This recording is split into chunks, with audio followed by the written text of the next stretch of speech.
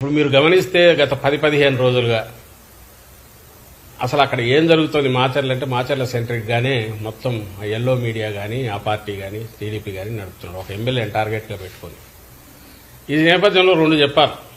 ఒకటి, ఎన్నికల కమిషన్ అనేది ఏదైతే అంపైరింగ్ రోల్ చేయాలనో ఇక్కడ ఒక నిష్పక్షపాతంగా అటు ఇటు సైడ్ తీసుకోకుండా చేస్తాదనే మా ఆశ, చేయాలనే మా కోరిక. అందుకోసం ఎప్పుడైతే ఎన్నికల కోడ్ వచ్చినప్పటి దగ్గర నుంచి కూడా మీరు గమనిస్తే మా పార్టీ కానీ అధికారంలో ఉన్నప్పటికీ ముఖ్యమంత్రి గారితో సహా డిస్టెన్స్ అయ్యాం అక్కడికక్కడ. అలాగే ఏ నిర్ణయం తీసుకున్నా కూడా ఇద్దరికి సమానంగా ఉండే రకంగా ఏది తీసుకుంటున్నా కరెక్ట్ అనుకుంటున్నాం. కానీ దురదృష్టవశాత్తు ఈ ఎన్డీఏని కూటమి ఫామ్ అయినప్పటి నుంచి ఆ తర్వాత పైన ఎక్కడైతే సెంటర్లో బీజేపీ ఉన్నదో అంత పొత్తు పెట్టుకున్నప్పటి నుంచి ఎన్నికల కమిషన్కు బాబు దోమపోట్లాగా బాబు కాటో లేక బాబు వైరస్ ఏదో సోకినట్టుంది, ఇన్ఫెక్షన్ వచ్చిందేమో అని అనిపిస్తుంది. అది ఎంతవరకు పోయిందంటే ముందు అనుమానంగా ఉండేది, ఇప్పుడు నిజమని కూడా అనిపించే రకంగా ఎన్నికల కమిషన్ వ్యవహరిస్తున్న తీరు. ఇప్పుడు ఆల్ ప్రాక్టికల్ పర్పసెస్ ప్రభుత్వాన్ని ఎవరు నడుపుతున్నారంటే ఎన్నికల కమిషన్ నడుపుతోంది. ఆంధ్రప్రదేశ్ ప్రభుత్వాన్ని కాదు, ఎక్కడైనా సరే. అది ఎంత జోక్యం చేసుకుంటోంది ఇప్పుడంటే, ఇప్పుడు మీరన్న ఈ కేసుకు సంబంధించి మాచర్ల కేసులో కూడా అది కనిపిస్తుంది. అక్కడ ఆ రోజు ఈవీఎం జరిగిన సంఘటన ఏదైతే ఉందో దాని మీద మీరు పోవడానికి అసలు ఆ వీడియో ఎక్కడి నుంచి వచ్చింది దాని లేదు. అలాంటి వీడియోలు మిగిలినవి ఎందుకు రిలీజ్ చేయాలంటే వాటిని రిలీజ్ చేయదు ఎలక్షన్ కమిషన్. నువ్వు నిష్పక్షపాతంగా వ్యవహరిస్తున్నావంటే ఎక్కడెక్కడ ఈవీఎంలు డ్యామేజ్ అయినా ఉన్నాయో అవన్నీ బయట పెట్టాలి.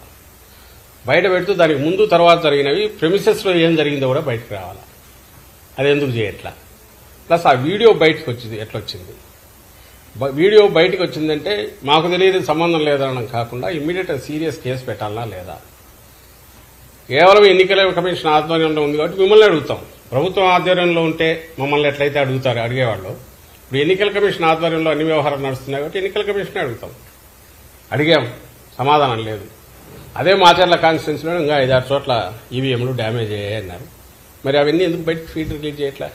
ఇదే పాల్వాయి గేట్ ఎక్కడ అంటున్నారో బయట వీడియోలు మేము చూపించాము, ఎన్నికల కమిషన్కి ఇచ్చాము. ప్రెమిసెస్లో అడ్డంగా కొడుతున్నారు న్యూట్రల్ ఓటర్స్ కానీ, వైఎస్ఆర్సీపీ ఓటర్స్ కానీ, లేకపోతే ఎస్సీ బీసీ మైనారిటీలకు చెందిన ఓటర్లను కానీ రానివట్ల టీడీపీ వాళ్ళు అడ్డంగా కొడుతున్నారు. ఈ కొడుతున్న వాటన్నిటి గురించి దాని గురించి ఏం తీసుకున్నారు? అన్నిటికంటే ముఖ్యంగా ఎవరు రీపోలింగ్ అడుగుతారు? బాధితుడు అడుగుతాడు. ఎందుకు టీడీపీ అడగట్లా? ఎందుకంటే వాళ్ళు కంఫర్టబుల్గా ఉంది కాబట్టి, గుద్దుకున్నారు కాబట్టి, అడ్డంగా వేసుకున్నారు కాబట్టి, రిగ్ చేసుకున్నారు కాబట్టి వాడు అడగట్లా. అఫెక్ట్ అయినారు కాబట్టి మా వాళ్ళు అడుగుతున్నారు.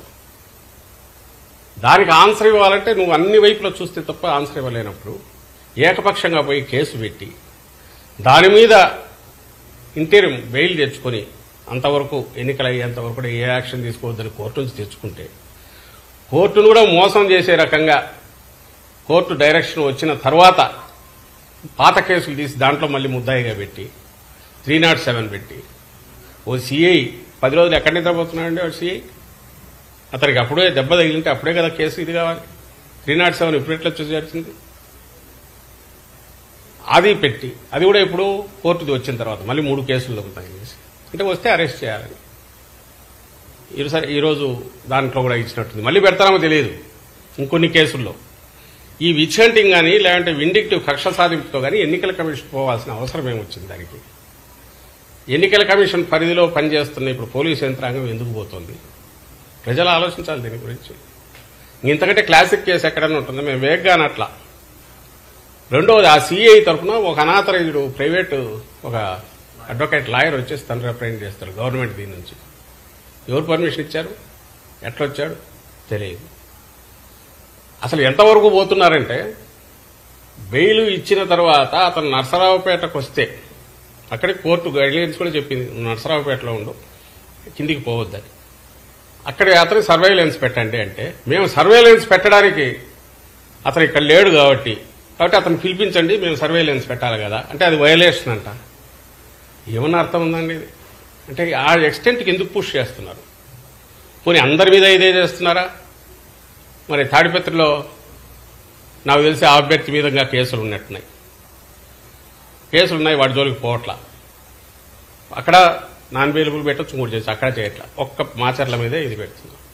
ఇంకా అనుమానాలు రావా? అనుమానాలు రావడం ఏంది? రుజువు కావట్లేదు అక్కడ. పూర్తిగా కక్ష సాధింపుతో చంద్రబాబు ఎట్లంటే ఆయన రిమోట్ కంట్రోల్తో ఆయన కానీ ఆయనకు కావాల్సిన వాళ్ళు కానీ ఆ పార్టీ నాయకులు కానీ అన్నదానికి తగినట్టే ఎన్నికల కమిషను లేదా దాని ఆధ్వర్యంలో పనిచేస్తున్న పోలీసు యంత్రాంగం కానీ ఇతర అధికారులు కానీ పనిచేస్తున్నారేమో, వ్యవహరిస్తున్నారేమో అని ఖచ్చితంగా అనిపిస్తుంది. సో ఈ రోజుకు రాలా నిజంగా ఈవీఎం డ్యామేజ్. పోనీ పీఓ ఏమైనా రాశాడా? PO log book main criteria అయినప్పుడు, ప్రాతిపదిక అయినప్పుడు పోలింగ్ ఆగిందని కానీ ఇంకోటని రాశారు. మరుసటి రోజు కేసు పెట్టారు అన్ఐడెంటిఫైడ్ అని కానీ, లేదా పాల్వాయి గేట్ విషయంలో. దాంట్లో లాగ్ బుక్లో రాలే కదా. అదే కదా యాడ్ స్టిక్ మీకు. ఒక వీడియో, పోనీ ఆ వీడియో నువ్వే ఒప్పుకుంటున్నావు, ఈసీ మాకు తెలియదు అది ఎట్లా బయటకు వచ్చిందని. మరి ఒరిజినల్ ఏముంది? రిలీజ్ చేయి. దాంతోపాటు మిగిలిన 6, 7 అన్నీ రిలీజ్ చేయి. తెలిసిపోతుందిగా ఏం జరిగింది అక్కడని. మరి అక్కడ కూడా అదే న్యాయం అప్లై చేయాలిగా. పోనీ సహజ న్యాయం ప్రకారం చూసినా రీపోలింగ్ అడిగిన వాడు టీడీపీ ఎందుకు రీపోలింగ్ అడగట్లేదు? ఎందుకంటే కంఫర్టబుల్గా ఉంది కాబట్టి. మా అభ్యర్థి ఎందుకు అడిగాడు? అన్యాయం జరిగిందని కాబట్టి. ఏ రకంగా చూసినా, కామన్ సెన్స్తో ఆలోచించిన, రూల్ బుక్ ప్రకారం చూసినా, ఏ రకంగా చూసినా కూడా తప్పుడు దీంట్లోనే ఎన్నికల కమిషన్ కానీ ఆ అధికారులు కానీ పోయినారని స్పష్టంగా కనపడుతున్నప్పుడు మా డిమాండ్ మళ్లీ తెరుస్తున్నాం. ఇప్పటికైనా సరే ఎక్కడెక్కడ ఈవీఎం డ్యామేజ్లు మొత్తం అంతా ఇవ్వండి. అలాగే ప్రెమిసెస్లో జరిగిన గొడవలు కానీ, మా వాళ్ళని తరిమి కొట్టినవి కానీ, అలాగే లా అండ్ ఆర్డర్ బయట జరిగినవి వీడియోలు వేసి చూపిస్తున్నాం, పట్టించుకోవట్లేదు. ఇచ్చాము ఈసీకి. వాటి మీద కూడా ఏవైతే భయభ్రాంతులు చేసే ఓటర్లు అడగకుండా అవన్నీ కూడా ఎన్నికల ప్రాసెస్ని దెబ్బతీసినట్టే కదా. మరి వాటి మీద ఏం కేసులు పెట్టారు, ఏం యాక్షన్ తీసుకున్నారు? సో ఇవన్నీ, ఈ ప్రశ్నలన్నిటికీ ఎలక్షన్ కమిషన్ ఆన్సర్ ఇవ్వాల్సింది. ఏదైతే నేను ఇంతకుముందు అన్నట్టు ఇన్ఫెక్ట్ అయిందో బాబు వైరస్తో, అది ఆన్సర్ ఇవ్వాల్సిన బాధ్యత దాని మీద ఉందని మేము అనుకుంటున్నాం.